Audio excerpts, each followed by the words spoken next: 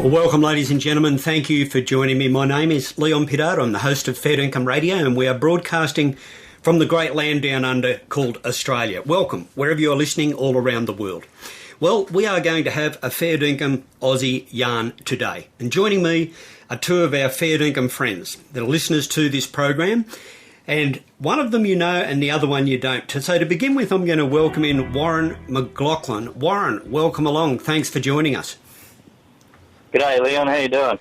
Very well, mate. Thank you for joining us. And ladies and gentlemen, you might remember the time that Warren and I did get together in the past to discuss the dark side of Finland, where Warren talked to us about the story of his children, in his two boys that he is really wanting to get access to in Finland. He's going to give us a little update of that today, but also as another long-time friend of mine from the south coast of New South Wales and listener to Fairdinkum Radio. Lynden, welcome along. G'day, Leon. Thanks for joining us, mate.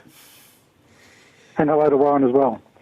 Well, we're going to have a bit of a Aussie round table here today and discuss some pretty important issues. And I'd like to just get both of your comments on, to begin with, the Schapelle Corby story. We have been talking about this a fair bit on our program, and I'd encourage any of our listeners to go to the Expendable team to look at very good documentary videos which goes through all of the evidence from different angles. And I've taken the position for a long time that she is innocent, and this was it's been a complete injustice to her and her family, the way that her family has been destroyed. But this week, police raid Channel 7 over Schapelle Corby interview. Now, this is interesting because the AFP are targeting Channel 7 now to see if there's been any payment made to the Corby family. Now, as you know, the Corby family are at this time living at a resort in Bali where Mike Willis is over there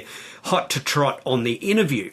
But have a listen to this clip, and this is from the AFP raid on Channel 7 when they come straight into the offices. Just asking you to turn the camera off. No, will you please wait for our lawyers to get here? We're in a free country. I've called the lawyers and they're come and I'll deal with all your requests. We've given you all our documents that we have, by the way. We're not holding anything back. You're on our premises. Sorry.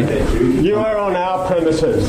It's a search warrant, sir. You are on our premises. Just wait for our lawyers to come, please. It's a search warrant, sir.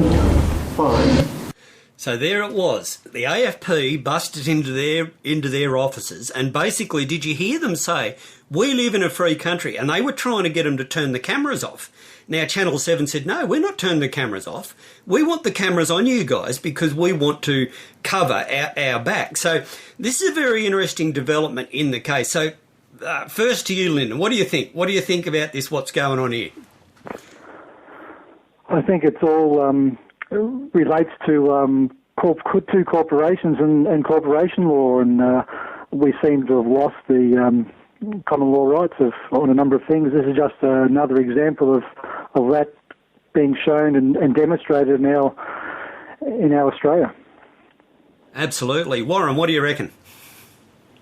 Well, my first question is, I'm not an expert on the law, and to be honest, I haven't paid much attention to the Schapelle Corby thing.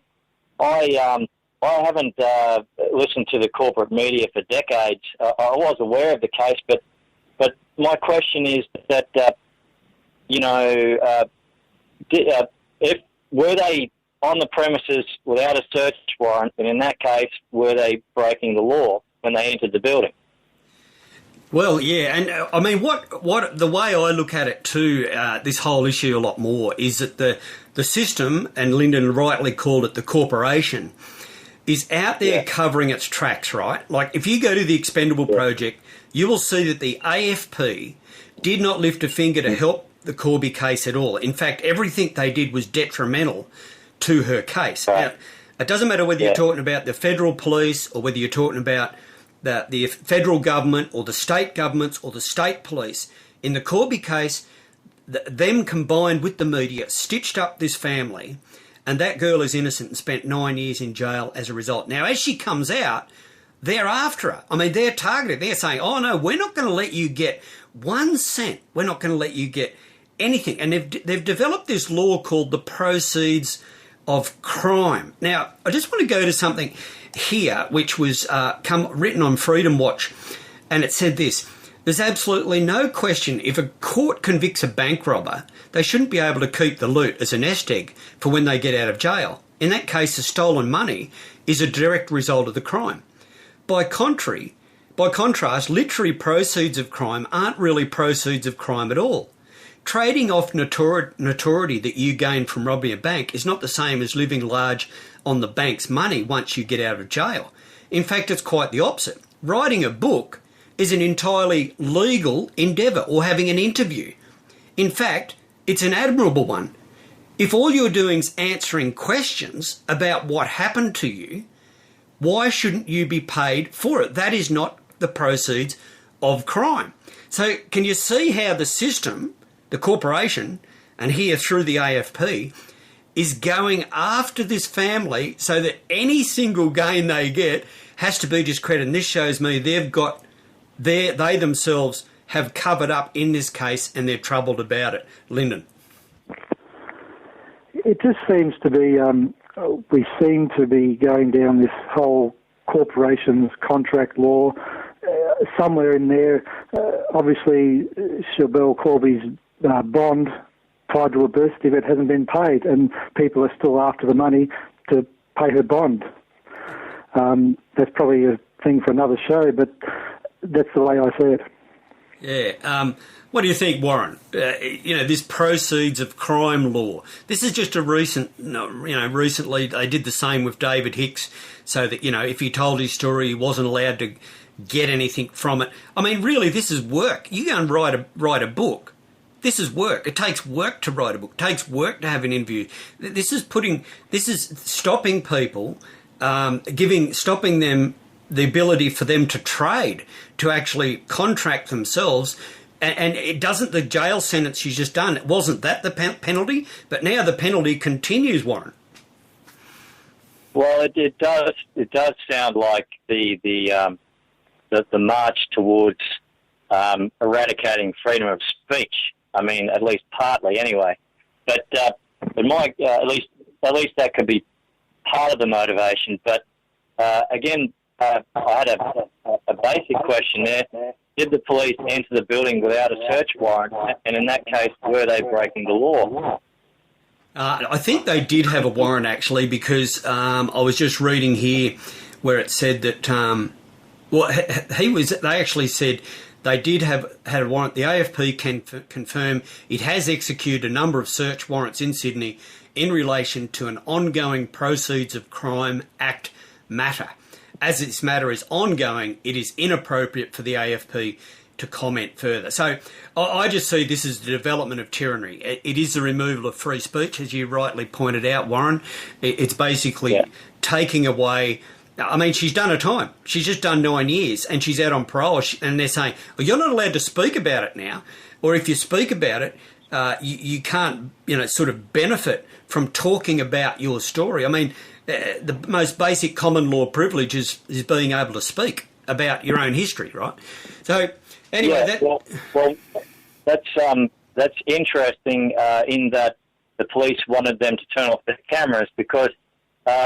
police have got cameras on their hats now, and they're filming us all the time, and somehow this makes them feel in control. But I think what they don't understand is that, if we've got no privacy, if the police are feeling superior because they're dominating us and cataloguing everything we do on film, etc. If we've got no privacy, then they've got no privacy either. Like, for example, the policeman can't put one toe out of line because his superior is watching him on a camera, he just being human, nobody's perfect, so he might want to, he might want to pick his nose, I mean, it's just like, you're living in a glass fishbowl, and so by taking away our freedom, they're also taking away their own, and another interesting thing, there was a video on YouTube, I can't remember the name of it, but some fellow in England, he knew his rights, and he was going around publicly filming police and security guards with a camera, and they were getting very, very upset about it. But he just read them the law chapter and verse, and they backed off. It was rather amusing. Yeah, interesting, isn't it? And the thing is now we're living in the police state is developing, and the surveillance systems are just growing all the time, and it's just like it's normal now. But let's get on with some of our stories we want to talk about. Warren, first to you, you're going to give us an update on your boys in Finland and how they're going. You have made some recent contact. Give our listeners an update, and I will leave a link to our last interview we did, must have been about 6 months ago now, 8 months ago, but give our listeners a little bit of an update. Has there been any progress with you gaining access to your boys? Well, I just made a little list here, so I'll just briefly go through it of events that are worth mentioning since we spoke. I rang a woman in the Finnish Parliamentary Ombudsman's office, and her name was Christina Vainio, and if you type in KRISTIINAVAINIO into YouTube, you will see a conversation between her and I, and she is a Master of Political Science specialising in international law, and she works for the Human Rights Centre at the Office of the Parliamentary Ombudsman, and she specialises in children's human rights. And I had her on the phone for 10 minutes, and she was explaining to me how she wasn't responsible for anything. And I recorded the whole damn thing, and I stuck it on YouTube and Facebook because, the gloves are off. You know what I'm saying? Yeah. Well, the thing is, so you reached out to her with the hope that she might be able to help you, right? And basically, what in summary, she said, "I can't help you. I'm not responsible for anything." Is that right? Yeah, absolutely. She said that basically her job is to raise awareness of children's rights, and I would counter that by saying your job is to present a facade to the public that something is being done by the government about children's human rights. Whereas anybody who can fight their way through the system to contact you will be told that, you're just there. I'm just here to raise awareness of children's rights, and you really need to talk to this other person, and round it goes. Now, ladies and gentlemen, for those of you who have not heard the conversation Warren and I did have together regarding really Warren's previous marriage and his children being taken off him, and really in control of the state in Finland, which is a totally socialist country. And Warren did talk to us about all of the different hoops and everything he's jumped through to try and gain his children back. But since we last talked, Warren, apart from this, this Christina, have you had any further contact with your boys intermittently?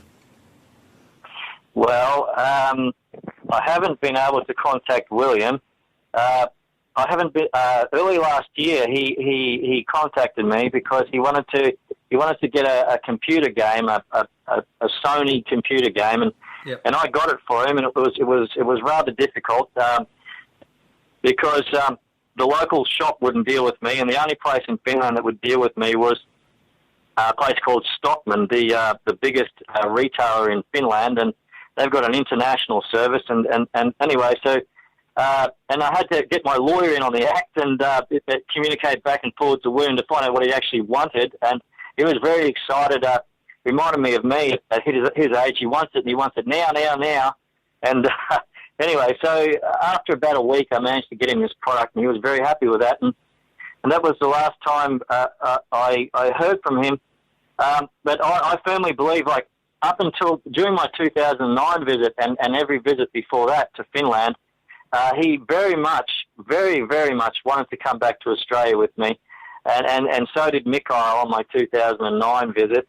And but when I went back to Finland in 2011, William was changed. He was crushed. He had dark rings around his eyes, and he was afraid to talk to me, and it was evil. And I know they've been subjecting him. Well, obviously they've been subjecting him to drugs and physical punishment. Of God knows what that entails. But I firmly believe he now has Stockholm syndrome. And for those who don't know what that means, it's just the idea that, once you've been held prisoner for a long time, the prisoner often comes to the point of view that if they befriend their captor, they will be punished less. In which case, that makes me the enemy because he's lost all hope of freedom. So his only hope of reduced punishment is to side with his captors, and which makes me the enemy, which in all probability explains why he's been unwilling to communicate to me ever since. But when I ring this children's home, they normally hang up on me. I've got like 7 phone numbers for these people. They normally hang up on me. If they don't, they tell me I need to speak to Hannah Hiltonen, who doesn't answer my phone calls or my letters or my emails. And so round and round it goes. And this is it. So total blockout. But I found an interesting development was I found a lawyer in Finland who has written a book about the abusive children's government / corporate childcare industry, and she has offered to help William.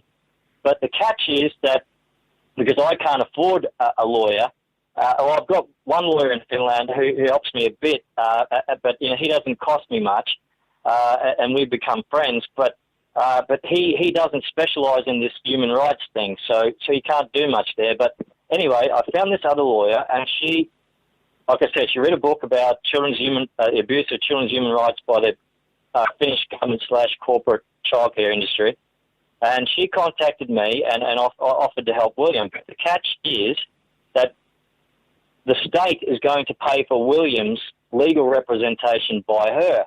Now, the further catch is he must contact her and ask her to help him. Now, as I said, he's suffering from Stockholm syndrome. So then I put her in contact with my other lawyer, my friend Tero, and they've been going back and forward on it, and she seems to think she's got a plan. So I don't know. Like, all I can do is hope there. But that's that part of the story. It's unbelievable, and as we talked previously, we were talking about the whole socialist system that is in Finland, how that whole medical cartel feeds off this circular motion of keeping victims called patients within its grasp, and the drug companies, how they feed in to this cartel, and how that medical cartel is completely bonded to government, and all the government programs and the medical programs are all like this complete circular cohesive cartel agreement that exists between them all. And like, there's your poor boy William.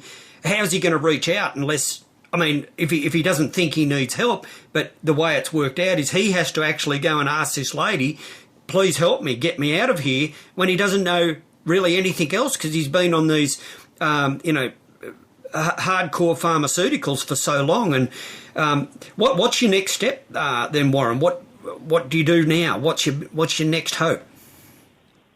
Well, my next hope is, I believe if 1 million Finns were to read my book, the Finnish government would bend to my will.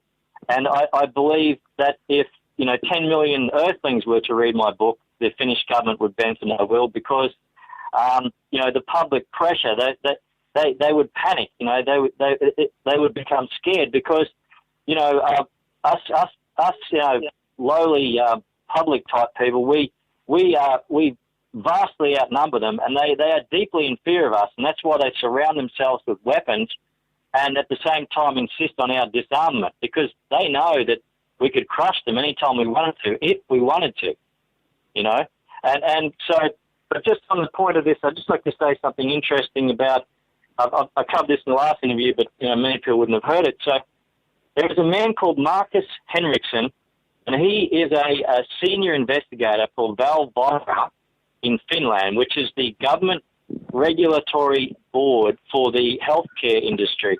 And this man is a psychiatrist.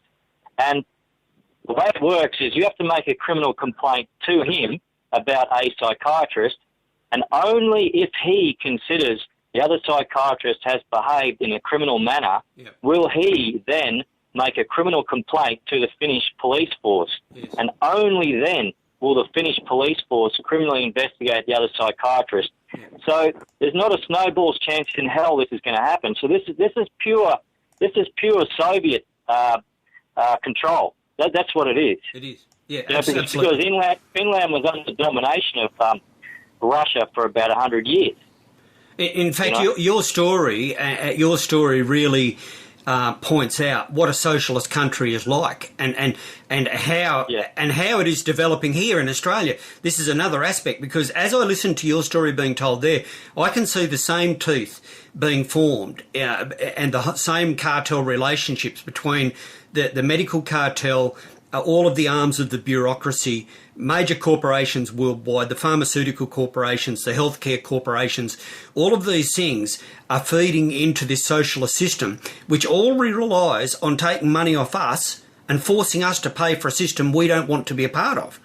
And as you said, this is just like the Russian system. But let's just jump into another story here now for a moment as we look at the global economic outlook. And Christine Lagarde, the head of the IMF, recently said, speaking at a World Economic Forum, that the recovery is in the consolidation process. Now, we did have a roundtable on economics last week, and Lynden, you've been keeping your eye on Christine Lagarde from the IMF. What's she up to?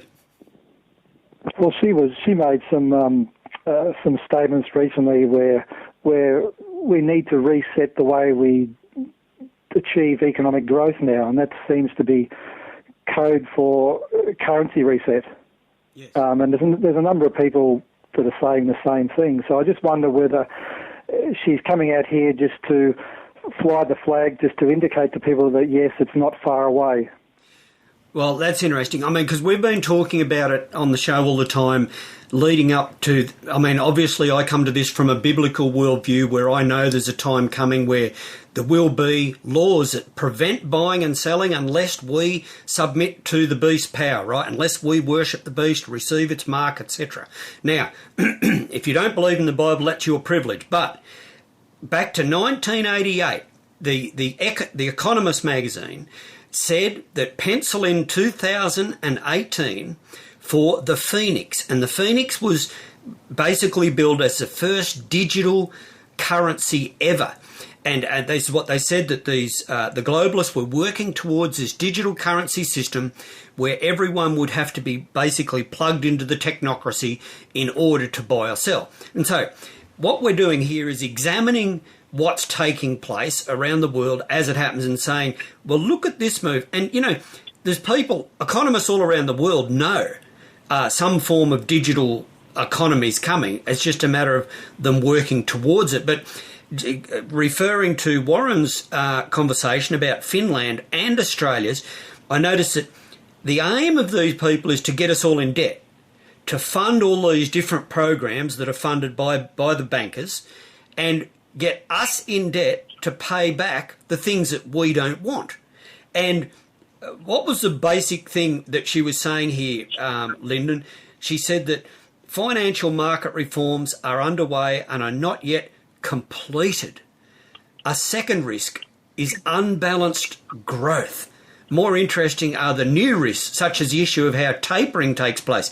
Now, a lot of this is all doublespeak, but in reality, what it's meaning is that governments should give their economy over to major corporations to basically run it for them.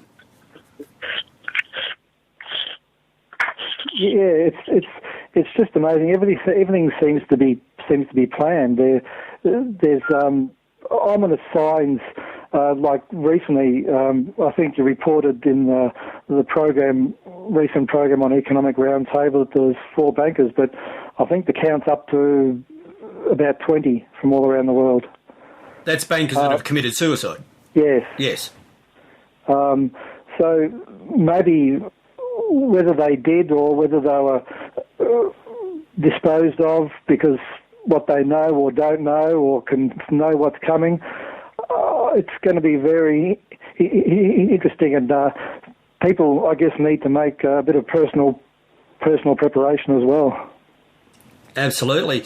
Warren, have you got any interest in economics, in the world economic situation, or have you got a comment you'd like to make about the world's economy, especially specifically how Australia is playing into it, just from your observations as a common man? Well, I've taken quite an interest in economics for a number of years now, and I feel one of the best sources of information is King World News, and they interview the world's leading precious metal experts, and I consider these people to be amongst the most knowledgeable people on the subject of banking, commodities, currencies, commodities, shares, all that paper money game. And I consider them to be the scientists of the money world. And anyway, but I think, just to cut through it all, I think my favourite quote, I think, of all time is by Napoleon. And what Napoleon said was, war, terrorism and bankruptcy are caused by the privatisation of money, issued as a debt and compounded by interest. Now, as by way of example, the Federal Reserve Bank of the United States is owned by, I believe, less than 10 banks, and the number one shareholder is apparently Sir Evelyn D. Rothschild from England. And so the United States, so comparing Napoleon's quote, the United States is at war against terrorism. They're facing bankruptcy because as their debt increases, every time they take over a corporation's bad debts, their debt increases to the banks, and then the taxes go up. And it won't be, if they keep going down this road, it won't be too long before the the industries, well, they're already shutting down, but I mean sufficient industry in the US will shut down so that the US government's tax income is insufficient to make the interest payments on its debts. And then the banks will seize the national assets.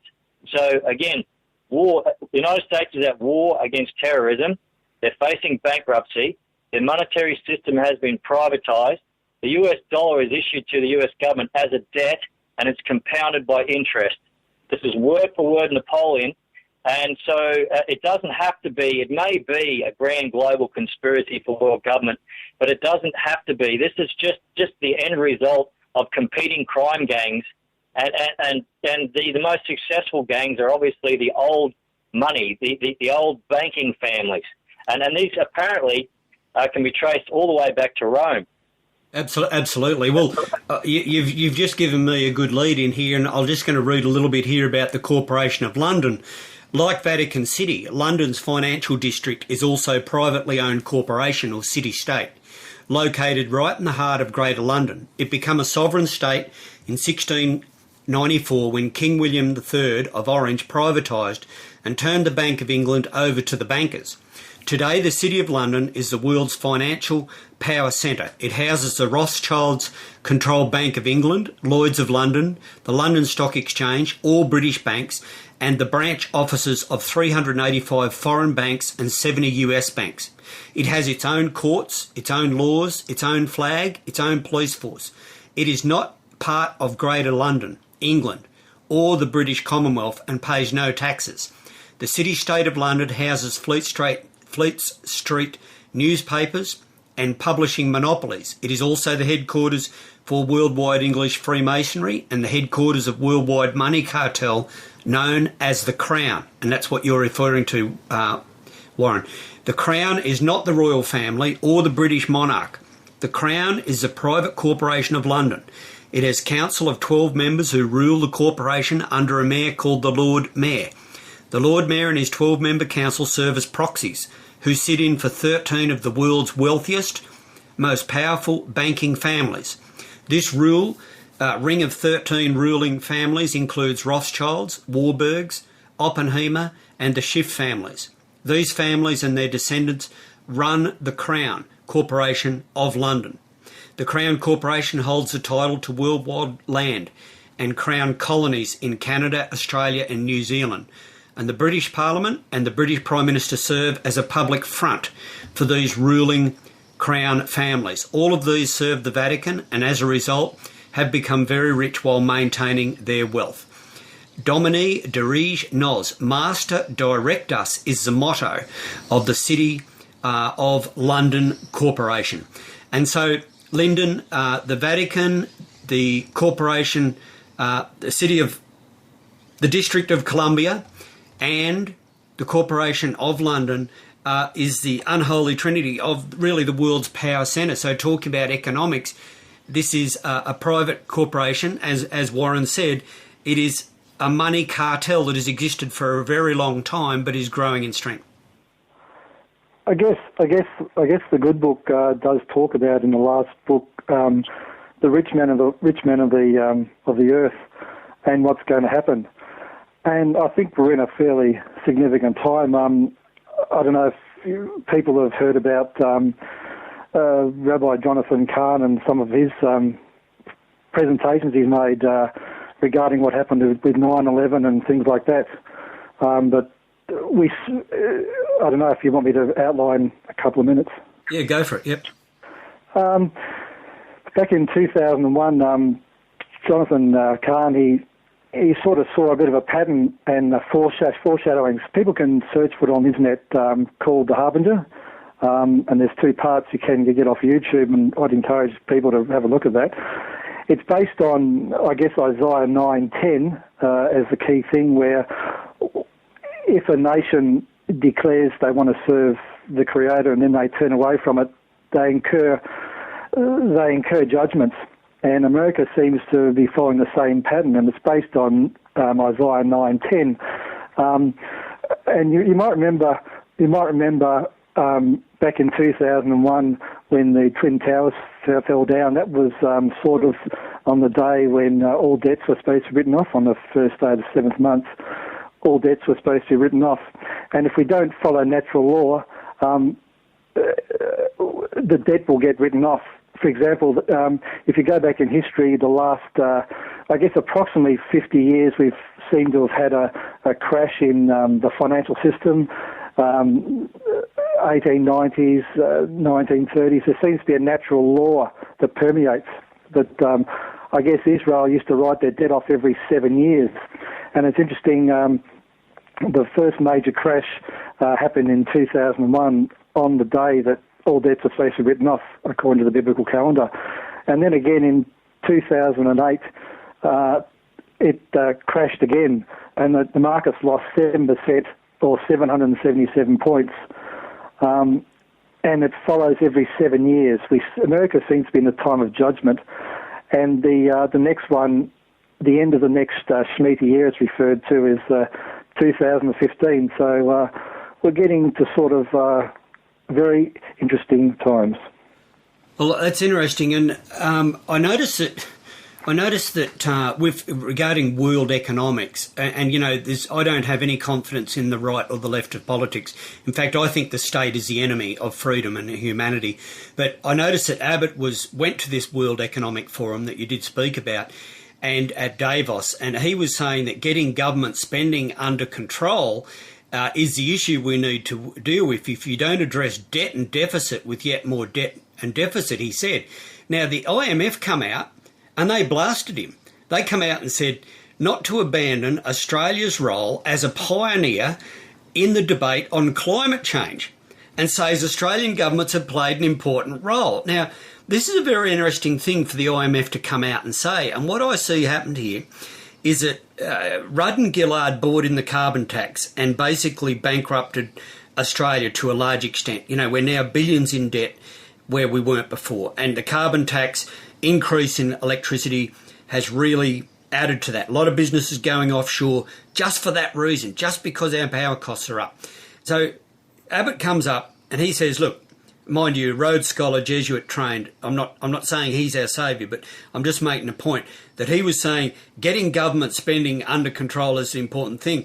Well, the Sydney Morning Herald wrote an article and said the IMF contradicts Tony Abbott on debt policy, and it's like the IMF saying, no, you just got to keep spending. We want you to keep getting in debt, Warren. Well, yeah, I think the solution for this, Leon, is simply for the government to. I'm not saying you can't do this overnight because you create chaos, but the US became the most powerful nation on earth because for one of the most important reasons for that was after the revolution they only had one form of taxation, and that was an import tax. And that allowed local industry to thrive because they didn't have to compete against slave labour. Another thing to do as well would be for the government to get out of the business. We know that apparently the truth is the Reserve Bank of Australia is privately owned ultimately, but another part of the solution is to simply for the government to get out of banking and just say we don't print money. We don't recognise the Australian dollar.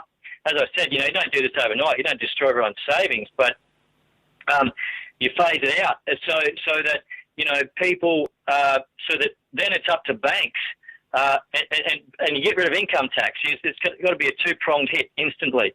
Get rid of the Australian dollar and phase out the Australian dollar and abolish income tax. Yeah, and then what happens is, banks have got to stand on their own 2 feet.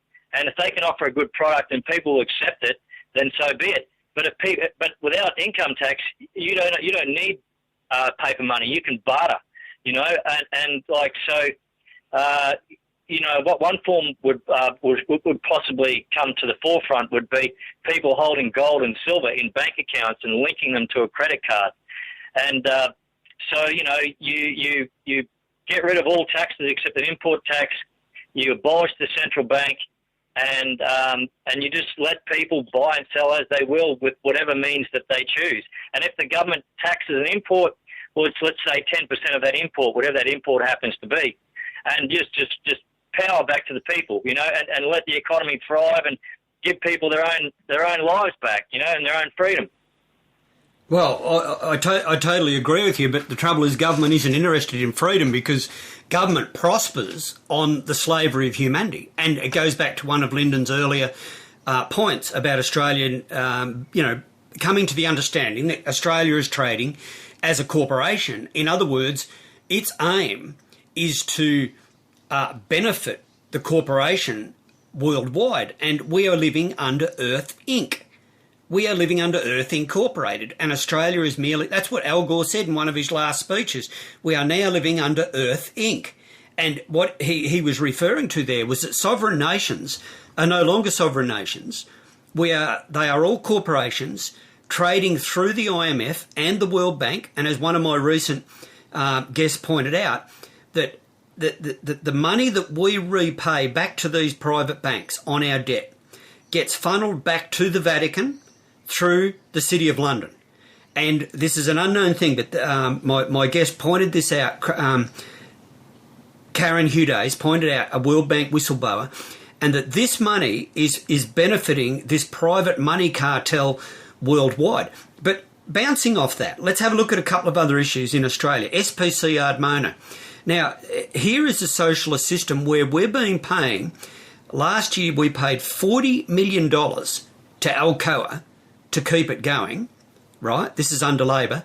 And now they're pulling out. Alcoa is pulling out of Geelong and other places. Now, can you see the way that private corporations are actually obtaining money out of government corporations, which comes from us to support this transnational corporation worldwide? Now, even though we give them $40 million, they're still leaving. And the same thing with SPC, Coca-Cola Amatil, transnational corporation. What's happened? Now the Victorian government is giving them $22 million. Now, initially they wanted, I think, 50 or something. But, Lynden, some comments on the way that our taxes are being funneled into these transnational corporations in the name of keeping Australian jobs. But really what we're doing is profiting private bankers worldwide. It's just the same as what the US government did to GMH. They kept it going, and then GMH has basically moved its factory offshore to China, and they don't retain any of the intellectual property because they have to surrender the intellectual property to the foreign corporations. So everything is moving offshore. We're losing the ability to be able to feed ourselves, to be able to transport ourselves, to be able to do anything. Well, absolutely. And under the Lima Agreement, 1975, Resolution 5 said the urgent need to bring about the establishment of a new international economic order based on equity, sovereign equity, interdependence and cooperation. Warren, so going back into the 60s and 70s, our governments were selling out to this new international order. Well, yes, Leon. We can heavily criticise government and big business all day, and they thoroughly deserve it. But I would say that ultimately the bulk of the blame lies with the people through their ignorance. And I know that the corporations have been one of the purposes of state-funded education is to keep the general public ignorant about economics. But just the same. What I'm saying is if we could just wake them up a bit, I mean, if we could mobilise 1% of the public in our direction, I think we could win this war. And, I mean, like, for example, I drive an Australian car. I buy Australian products whenever I can. I shop at a local I go to a local organic grocer store and I give them the bulk of my shopping money. And it's just like if we could just mobilise 1% of, and people say, I can't afford to buy organic. But, if a pensioner would buy one organic product a month, one apple or something, before you knew it, the shops the Woolworths and Coles would increasingly stock organic and proudly display Australian made. And we can vote with our dollars. Our vote in the ballot box is useless because Labor and Liberal are a two-headed snake owned by the multinational corporations. And so we can vote with our dollars. Yeah, I agree with you totally, and I do that, and I encourage all of our listeners to do that. We should do it, but the problem is with the socialist system we have now. You referred to it before, Warren. I'll get your comment on this. You see, we already live under slavery because we are forced to pay taxation. Now, you studied the history of taxation and how this all come about, and this is like my point of this is that we should be able to contract individually with government if we want their services, and we should pay for it. But if we don't want to contract with government, we shouldn't have to be forced to pay for money to be taken off us at the point of a gun to kill babies and all the other programs they've got going under their socialist system. So, for me, the absolute basis of the fact, knowledge that we're in slavery is that we cannot opt out of the government socialist system that we're being born into, but that we are forced to support it, Warren, by the point of a gun through the forced taxation model. Yes, but see, we have the power, and they're terrified of us. That's why they're surrounded with tanks and machine guns and flamethrowers and all the rest of it. But I think a big step in the right direction would be supporting small local business and voting locally. States have got too much power. National governments have got too much power. Don't vote for them. Just vote locally and buy off local people.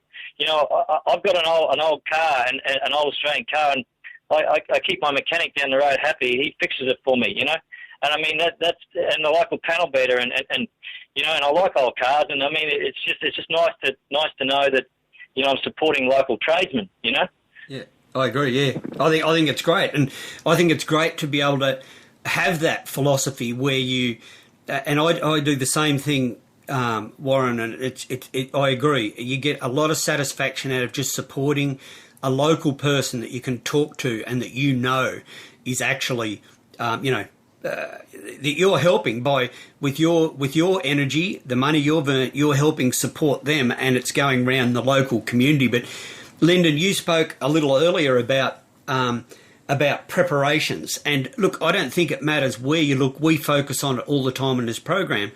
That we are coming to a point in time where there's going to be a reset button hit. And there's no question, economically, the debt cannot be paid, the interest cannot be paid on world debt. All the world's, riding on the US dollar. And I agree with Warren that we should be going back to hard metals, gold and silver. But the fact is that's not where we are at this point. And if we look at the way the nation's going, and not only Australia, but the nations worldwide, there is an economic reset time coming and crash coming. What are your thoughts, Lynden, about preparations going forward over the next, into the future? I just want to preface and just quickly continue and move into that point you just raised. Things are changing. America's not the number one. We just had China do some tests just between Christmas Island and Indonesia, and the world powers are changing, and I guess we need to be aware of that. Personal preparation, I suppose the veggie garden, being able to get out of all debt. If you've got a mortgage, try and get out of that. If you've got super, try and get into self-managed super. I guess anything, some people say anything that's written on a piece of paper will be the paper it's worth the paper it's written on. But there's no need to get worried or fearful because I've read the last chapter of the good book.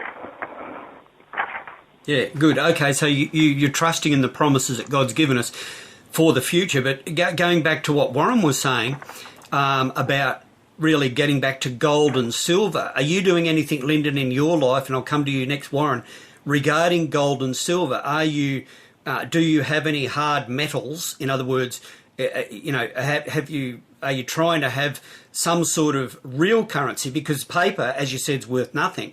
Really, only gold and silver and other tradable commodities will be of any value into the future. Well, I guess the precious metals are important, and I've certainly got those part of my plan. Also, being able to grow a garden, the ability to be able to feed yourself, because food is going to go up, obviously, and get harder to get. I guess if there's just imagine what would happen. Say you're over in America and there are big stores over there that import things from China. If there's a currency reset and the US dollar is devalued by, say, 30 to 50%, basically when you go into Walmart, the price from things from China will double. So the cost of living will go up in America. And if America has a cold, Australia will get pneumonia. Warren, what about, we were talking about silver and gold. I mean, what are your thoughts about trying to move into real currency, forgetting about what the system out there is doing, but have you given any thoughts to actually trying to move into gold and silver or tradable commodities yourself apart from the system? Well, I personally keep my savings in gold and silver, and I would say ideally I would like to get out of the city, get myself a hobby farm, get out of debt, and a year's supply of food, I think, like people did in the old days, I think. And on top of all this, don't panic too much, Australia. I mean, we got 100 million kangaroos. You can eat those. And look, if I can, I'd just like to make a couple more points before we close about my situation with the children. Tell us where your book's up to. What's happening with that too? Well, I just got I'm working on I've got a professional building me a website, so hopefully that'll increase my traffic. And I had someone in Finland who translated my book for me as well, so that'll go on my website. That'll increase my traffic too. And I found a woman who listened to one of my radio interviews. She started a campaign called Sultanas for William because they snatched a packet of organic sultanas off him that I mailed to him, and he got very upset about that. And I talked about that on another radio interview with Red Ice Radio. But so yes. But there was another thing too. I just wanted to mention.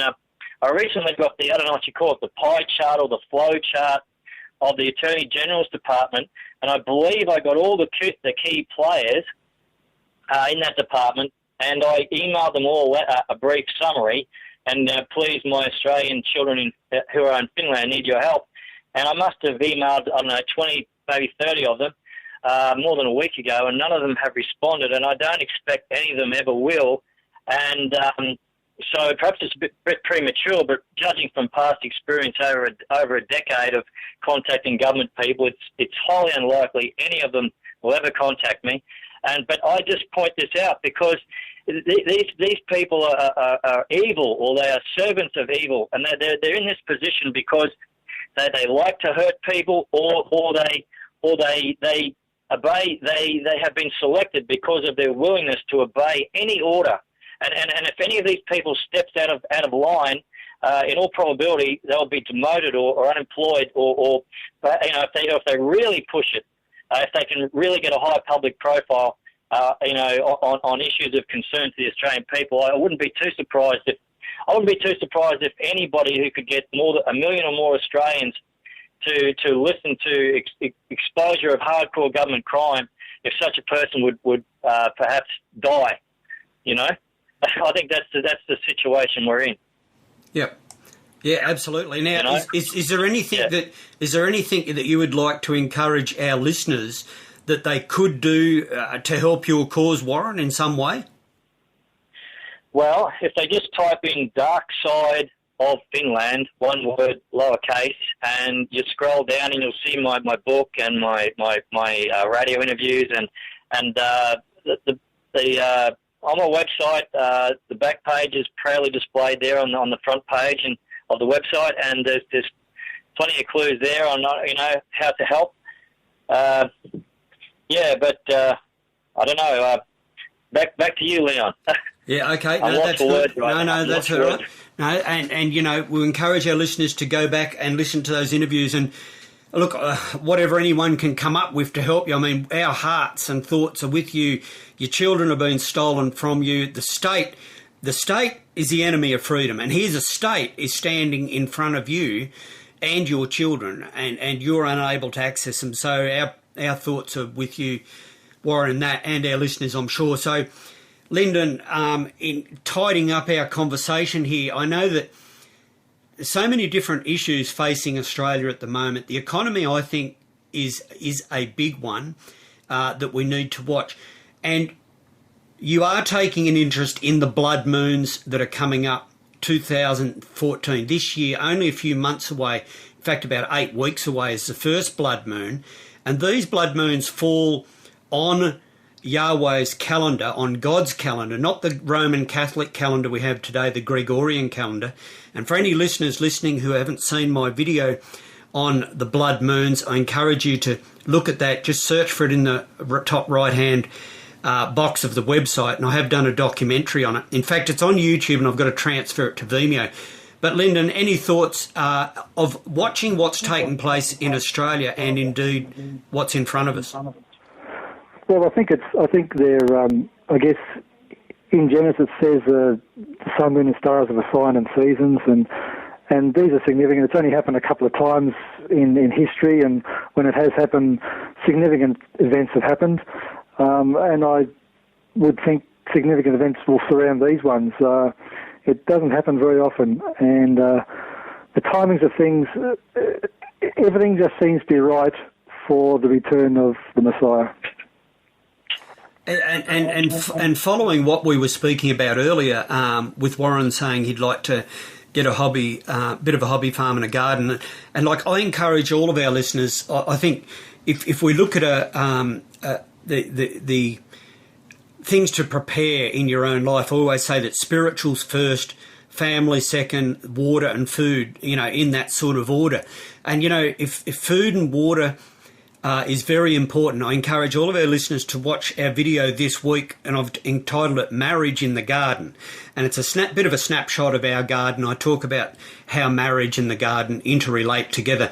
But I just to do that, to encourage listeners to show how much food you can harvest when you've got a garden. At the moment, we are picking like buckets of figs and tomatoes, and there's just so much food. We've got to really give it away. But growing your own food is such an important part of what not only Bible believers, but also other believers, other individuals in the world point to the fact that there's tumultuous times in front of us, not only economically, but we know that the systems at work to enslave humanity further and extract all the energy out of them and bring everyone into this slave system where we are in obedience to these controllers. But nevertheless, we must make whatever preparations we can into the future. But Warren, in closing, I'd just like to give you another minute to summarise your conversation and your hopes for the future.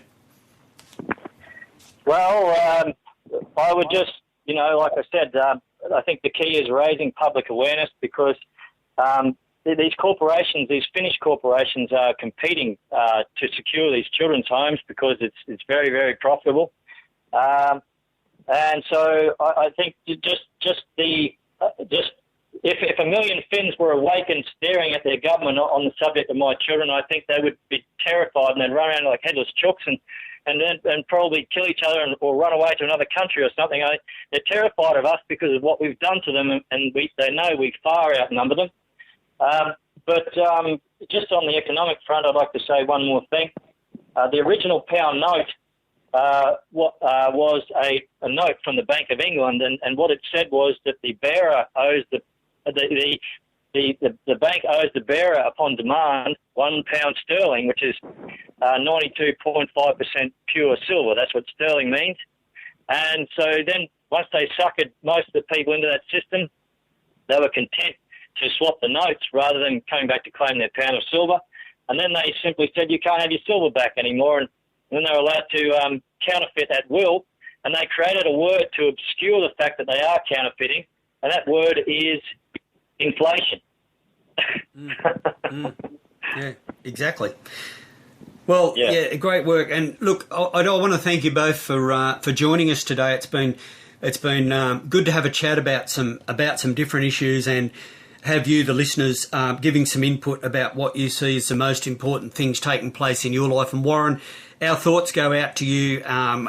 Look, I only wish we could help more, but the best thing is, as you said, public awareness. Any listeners out there listening to the broadcast, please send Warren's story, Dark Side of Finland, around to all your mail networks, and the more people that understand it, hopefully something will happen. Warren, first to you, thanks for joining us. Appreciate it.